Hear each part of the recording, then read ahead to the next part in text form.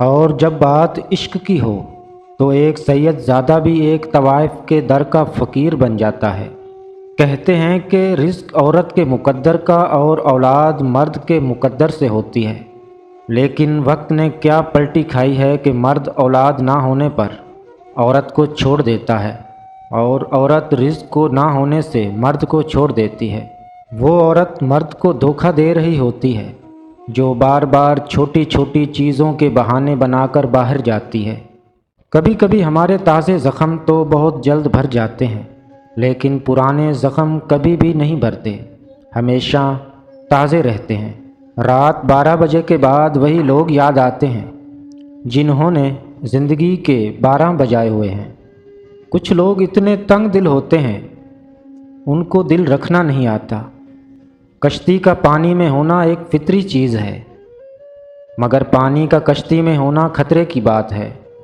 اسی لیے دنیا کے دل میں رہیں، لیکن دنیا کو اپنے دل میں مت رکھیں۔ یہ دنیا کی زندگی تو بس کھیل تماشا ہے۔ لڑکی چاہیے ہوتی ہے کچھ لڑکوں کو باتوں کے لیے، اور لڑکا چاہیے ہوتا ہے کچھ لڑکیوں کو ٹائم پاس کے لیے۔ پھر شادی کے لیے ان دونوں فریقوں کو ماں کی مرضی یاد آ جاتی ہے۔ پہلے بڑا تجسس ہوتا ہے، پھر جب محبت حاصل ہو جائے تو اس کی قدر خاک برابر ہو جاتی ہے۔ شروع میں ایک دوجے کے بغیر کھانا پینا اچھا نہیں لگتا، اور پھر ایک وقت آتا ہے کہ ہفتوں مہینوں پر سالوں تک رابطہ نہیں ہوتا۔ معافیاں کبھی بھی ذہنی بربادی کا کفارہ ادا نہیں کر سکتی۔ عورت کی خوبصورتی طے نہیں کرتی کہ اس کی زندگی کتنی خوبصورت ہے، یہ تو اس کی زندگی میں شامل ہونے والے مرد کی پسند اور محبت ہی کرتی ہے کہ عورت کتنی خوبصورت ہے۔ ورنہ میں نے گلاب صورت عورت کو رولتے دیکھا اور عام صورت کو راج کرتے دیکھا۔ عورت اس وقت رومانس کے لیے تیار ہوتی ہے جب اس کا پیٹ بھرا ہوا ہوتا ہے۔